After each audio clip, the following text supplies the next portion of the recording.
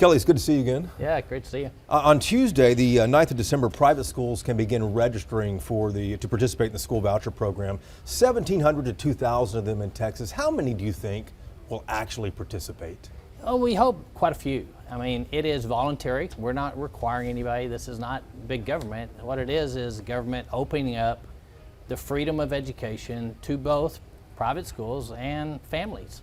We've talked to parish schools. They're obviously very interested, but then there are a lot of parents who might get on waiting lists for some of these more exclusive schools. Do you think that those more exclusive schools are going to get involved in this program? You know, we'll see. I think where the legislative focus was, and I was part of this, I was a big proponent of educational freedom, even after, with 13 years of public education as a board of trustees there, here locally.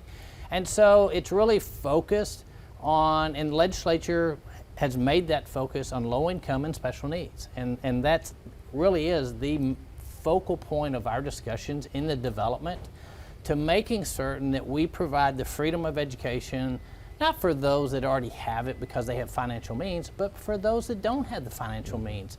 As we want to open up that freedom of education to low income areas, those are the schools I've been visiting, those where we have philanthropists that have helped provide that type of education, that now the state is kind of stepping in and providing those opportunities as well. And there are a number of those around the state that really focus on low income.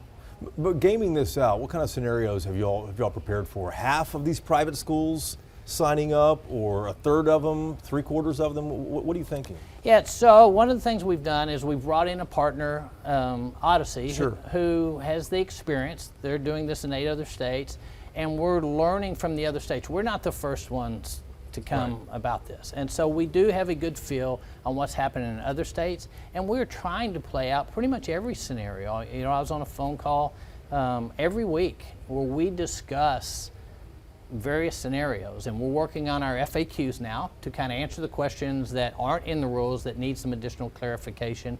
And so we're trying to play out every scenario we can think of to have as smooth a launch as we can possibly have, and to have those questions answered up front. But dig into this for us here. December 9th is when this opens up for private schools. What have other states done? Have they had half of their private schools register, or what are you thinking here? More than that. I think we'll have a larger number than that. And there's no reason not to participate in it, because we're not telling you how to operate your school. We're not telling you what to teach. And so there's all the incentive available to register. And I think we'll have a very large number, much more than half, register with the state in this first year. And then I think as they see it, they'll continue to register. There's really no reason not to. We're not going to force any student on you, and we're not going to tell you what to do. And so we're encouraging the schools. I've gone to a number of campuses already, and we look for great participation on both sides. You guys have been focusing on the lower income student. That's what the legislation was all about. But the problem with the low income student is the transportation. Mom or dad might not be able to get their child to a private school when they can rely on the school bus for a public school. Well, and we're allowing the flexibility in the funds to address some of those areas where it could be, it may be just a subsidy that helps in that area. And so what it does is it's not the panacea in education, but it is a new freedom of opportunity for parents and families. And what it may have is a parent now that may work on the other side of town, finds a private school on the other side of town where they get off at 5, they can actually see their kids participate. And so it does open up options is what it does, and it steps in with the state funding, and we've tried to provide flexibility in those funding to address some of those concerns. Can any of the money be used not just for tuition but also for transportation? Well, what it does is it allows additional funds to those private schools that are already offering some scholarships, and the flexibility maybe with some funds that they already have. And so, these are additional funds that are coming in that where they may have a philanthropist that comes in and has been backing, now they're able to use some of those funds for other means to address some of those concerns. How long do schools have to apply? Do you know when the window closes on that offhand? So I do not remember when worries. they close. We want to keep it open for the schools to apply as long as possible. Yeah. When we get to the end of the year, we do have to have a kind of a sign-off date on there. And then on the family side, we really are trying to keep that. We do have to cut off, but we want to kind of keep that open perpetually so that families can Sign up. Okay. Whenever they choose.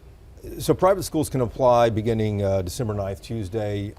Parents can apply for their children to go February 4th, I believe, is the latest date there. Are those milestones still on track? Any delays in any of these? Yeah, what we've tried to do is wait till we got far enough into the program, and we're going to be testing, the software side of it here very, very shortly, and set realistic dates, but moving at a pace of business. I mean, the minute I got in with my business background, I knew we couldn't operate, and I think the governor knew when he asked me to step in here and run the agency for this purpose, is that he knew with my business background, having started a business with really nothing, I knew how to operate quickly, and we are. And this is like starting a business from scratch. Yeah. So we are moving much more faster than you expect government to move, and we're going to be on target. And they've really done a very, very good job. I've been very, very pleased with really the positive impact and the messaging that's gone across. And I've gone to rural Texas, I've gone to large urban areas and suburban areas, and there really is a lot of excitement and around it and positive attitude towards this. But as you unroll this new business, as you spin it up here, I mean, realistically, these dates could slide, I guess, couldn't they? No, we're pretty. You're pretty firm on them? Yeah. We're pretty comfortable with the dates. We didn't want to put out dates that we didn't feel like we could hit. So, okay.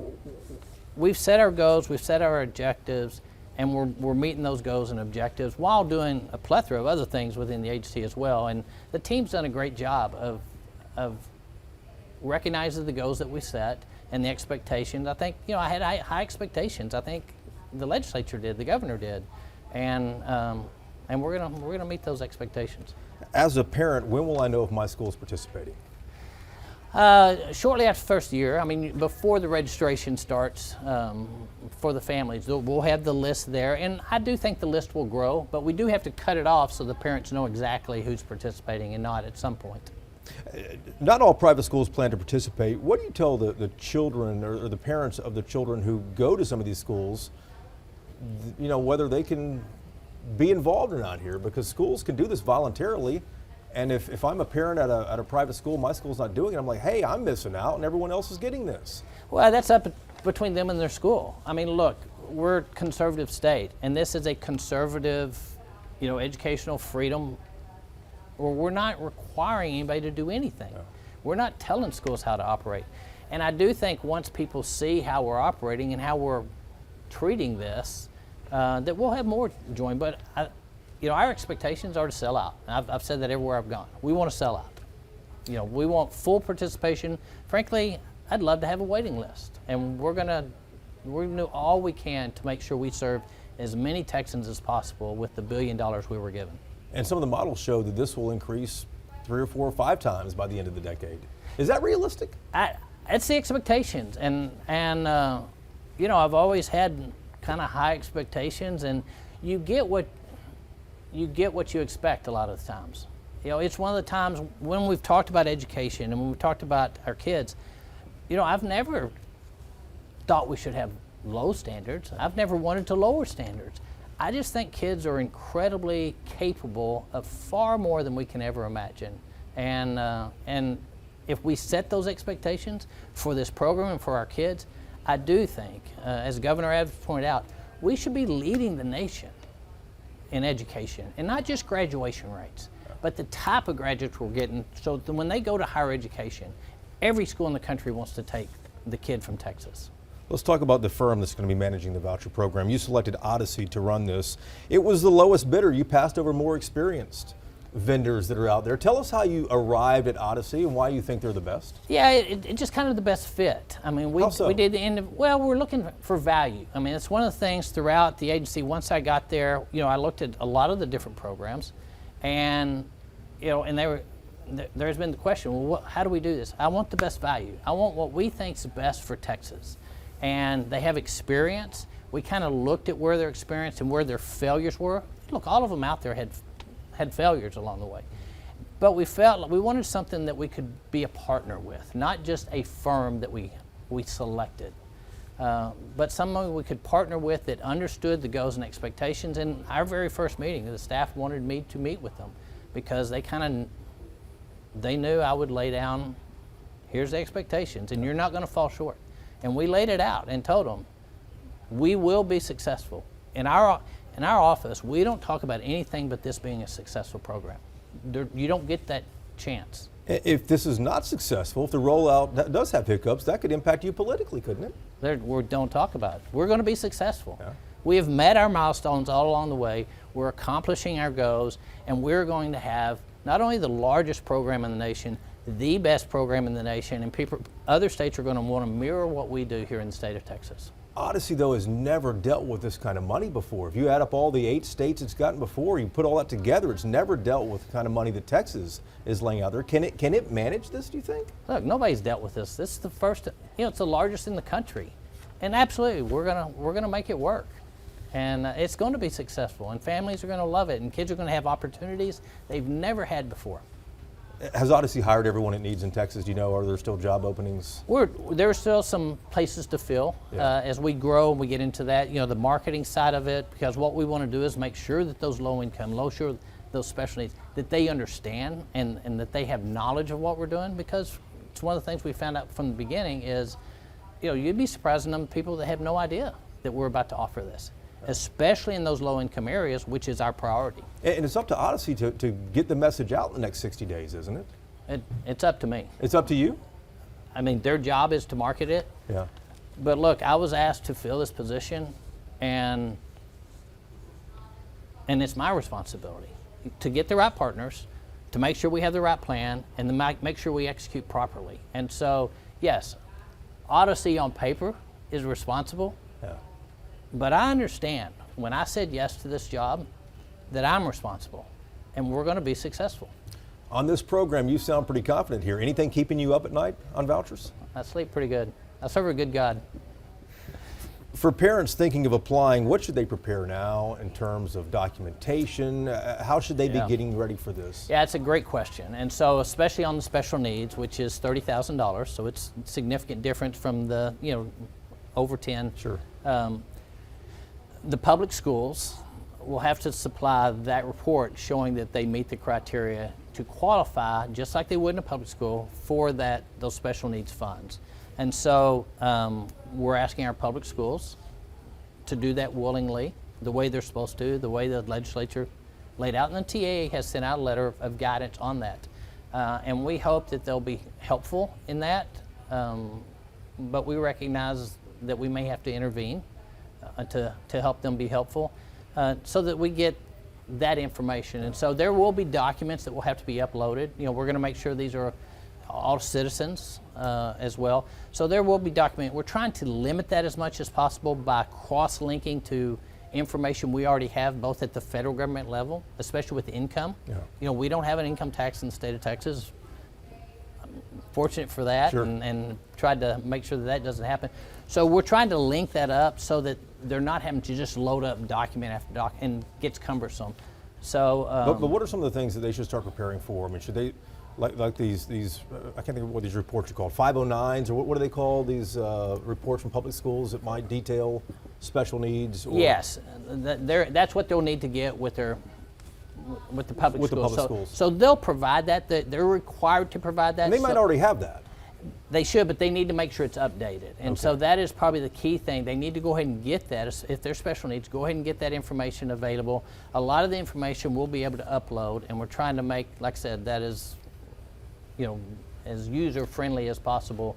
But yes, that information, I would say go ahead and start today. Get that information available. And if you had it, go ahead and get it updated. And so get with your public school and get that rolling. How about any of the parents who might not have special needs students? What should they start preparing? Birth certificates, the last report card, what? Yeah, so really not a whole lot. They'll need, a driver's license with the parent will? Proper ID. And so we're trying to make it where there's not really a lot of information they have to get together. If there's not special needs, the proof of citizenship, which is pretty easy to provide. And that's just what, a birth certificate or a passport or what? Yeah, a birth certificate, but I don't even know that we're going to require a birth certificate for the child. It's just the parents have to prove that they're citizens, and then we need information on that. But we recognize that, look, there are families with adoptions that may have difficulty providing that, and there are some home births where a birth certificate may be difficult, where somebody didn't do it, didn't go and have birthing in a hospital. So we recognize that, and we're setting up those as well. But it sounds like it's more for parents to have some type of... Correct. If they need to have information, providing that they proof of citizenship. Okay, for them, and then they can register their children Right. from there. Language in the law allows you to select other companies to manage the program as well. Under what circumstances do you think it would take for you to bring in another company to help out on this? Well, failure on Odyssey's part, which is not something we are going to tolerate or allow. We stay in contact with them. Again, we laid out the expectations very clearly, and they're working well with us, and so far we've been pleased. There's been pushback on areas. For example, we're going to maintain the safety and security of all kids that come through this program, and there's some fingerprinting requirements that they didn't, they said, well, this may be tough with some of the tutoring. Franklin said, look, the safety and security of our kids is more important than them feeling comfortable with how many tutoring companies are going to require fingerprinting. We're going to require fingerprinting. If you're going to have contact, whether online or in person, with kids in the state of Texas, we're going to make sure that we do a background check. How involved are you in this? You have, the Comptroller's office has a million things going on. This is obviously a big one. How involved are you in the rollout of the vouchers? It's been a passion of mine for a long time. Yeah, but just weekly. So, are you in a meeting every week? I'm on the phone every week. Every week? Yeah. On this with Odyssey or other I'm not micromanaging, but you get to that Y in the road that decisions have to be made, and someone has to make a decision on some of these areas. Yeah. For example, are we really going to require, because other states don't do it, those that are going to have contact with our kids to be fingerprinted? There was pushback from Odyssey. Somebody had to make the decision. I made it. And there were other decisions like that along the way that you get to certain points and someone has to make the decision, and that's my role. Let's talk about the historically underutilized businesses here. You just announced the new rules for historically underutilized businesses, and the state is going to strip away the designation for women and minority businesses and only favor veterans with disabilities. Talk to me about the decision, why you guys made that decision. Well, we wanted a level playing field in the state of Texas. Look, we shouldn't be discriminating against anybody. And so we want a level playing field. We want best value. As comptroller of the state, basically the chief financial officer for the state, my ultimate responsibility is taking care of taxpayer dollars. We don't have any as government. And so I think part of that is having best value. And we've seen recent court decisions in higher education doing away with DEI type legislation or rules at higher education, which is what HUB is DEI using different initials.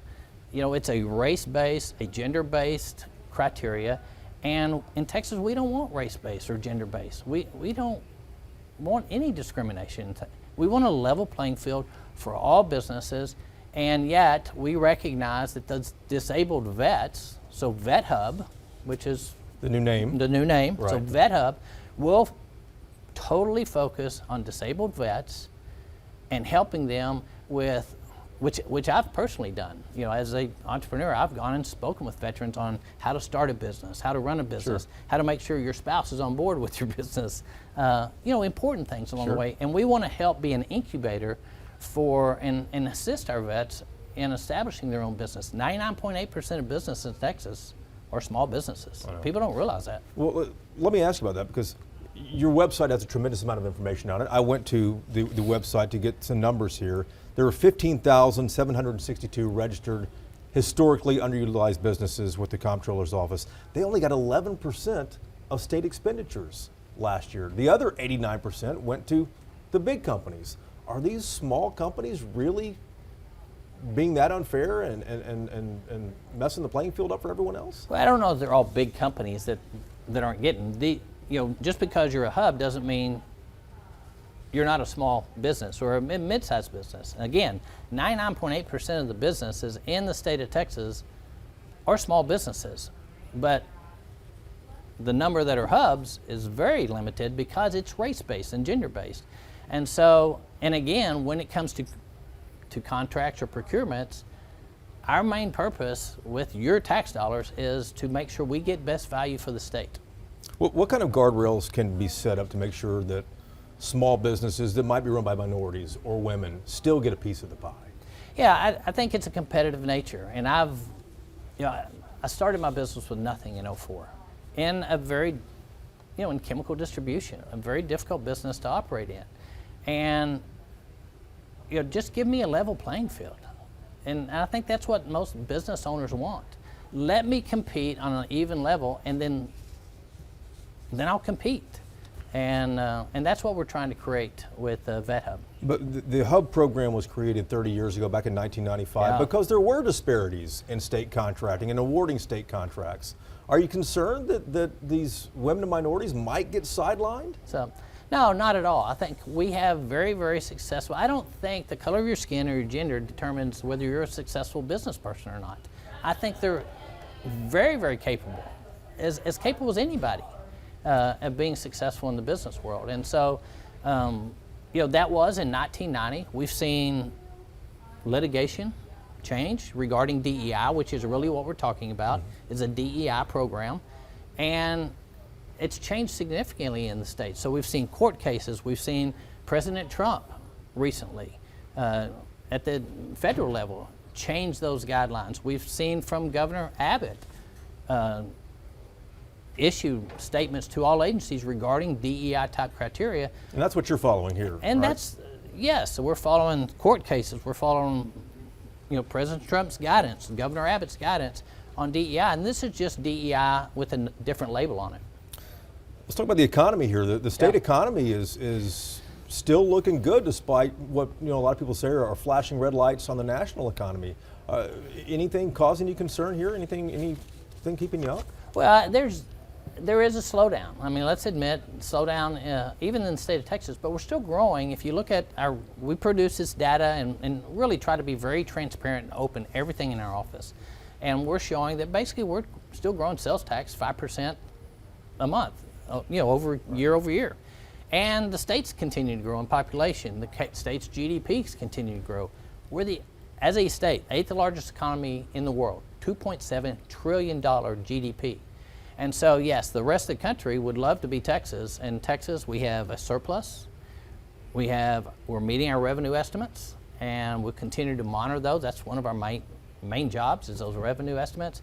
And yeah, there's no better place to be in the state of Texas. Inflation, though, is kind of leveling out these numbers.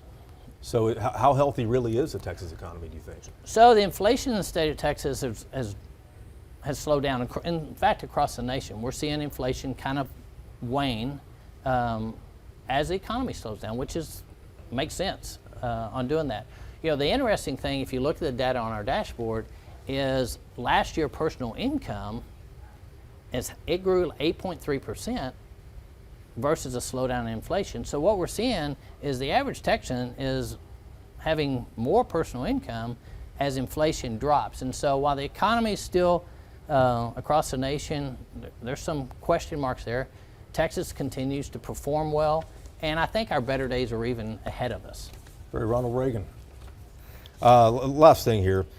Let's talk politics here. You're running for the full 4-year term for comptroller, hoping to move from acting comptroller to permanent comptroller there. What are your top priorities if elected, besides vouchers? Yeah, so I think top priority, and we've already done a lot of them, is we're modernizing the agency. Within the first 30 days, we signed off on a new financial system. A lot of the technology we had was very old and antiquated, so we've already updated that. We've launched Tech Stats, which allows us to be more transparent and kind of accountable and letting the public see where the state is and how we're performing. It gives you all kinds of information on incomes in an area or in a city. This is all online. It's all online, and so we're just trying to put all the data that we have out online. And so I want to be more accountable, more transparent. We want a successful Texas educational freedom accounts to go. Our main function is providing that, revenue estimates. We start in January passing out the grants for immigration enforcement and working with that. We want to continue to help grow the economy. And then recently I was appointed to the Texas DOGE, Texas Regulatory and Efficiency organization there that Governor Abbott appointed me to that position. So we'll continue to look at government and regulations and how we can get Texas to operate even better. Two other Republicans also running for this position, high-profile Republicans, Railroad Commissioner Christy Craddock. She touts her statewide experience, and you have former State Senator Don Huffines, who says he's going to root out waste, fraud, and abuse, taking a line from Elon Musk there. But what's the sharpest difference, do you think, between you and your experience and these other two Republicans? Well, I think it's important. The governor knows all three candidates extremely well, and the governor asked me to resign my Senate seat and come and run the organization, which I love doing it. I'm having a blast. I'm working harder and longer than I've ever worked before and enjoying every minute of it. I've got that small business background where, I didn't inherit the type of money that my opponent inherited, and I didn't really step into anything. I had no idea I was going to be here. I just ran for school board because we had a baby, and I knew education was important, and now I find myself as the chief financial officer of the state, and I want to continue what we've started. Running the agency like a business, moving faster, which new technology will help us do that, being more transparent and accountable. And so I do think I bring some skills that I think the governor saw, and it's why he has endorsed our campaign. He's attending events for us and helping us on the campaign trail. And he and I talk, fairly frequently, where he wants to know, hey, how's it going? And it's going great. We're having a great time. We got a great team, and looking forward to a winning campaign. An endorsement from President Trump will go a long way. Are you going to reach out to the White House? So, sure, we will. Have you reached out yet? We're working with them. In fact, we're working with them on an event down in the border here so we enjoy our relationship, and we'll continue to work with the administration on addressing some issues, specifically down in the border. And then the last question for you, are you concerned that national politics might complicate a statewide race like yours? Because, the party in power usually, traditionally, historically loses the midterms. Are you concerned that this might complicate statewide races, not federal races? Yeah, I lived my life with a rare kidney disease for 30 years. I had no control over it. Nothing I could do about it, no medicine I could take. And I just lived my life. All kinds of things can impact this race at the federal level. I can't control any of that. I can control this race. And so we've got a winning campaign. We're working hard. We have an enormous amount of support and appreciate it. And we look forward to not only a successful March, but a successful November. And we've been very fortunate. I've not lost in any Democrat. I've not given up a Republican's district to a Democrat. And frankly, with the team we've put together, we've always overperformed in a race. And we're looking for victory in March. We're looking for victory in November. Kelly, it's good to see you. Great seeing you.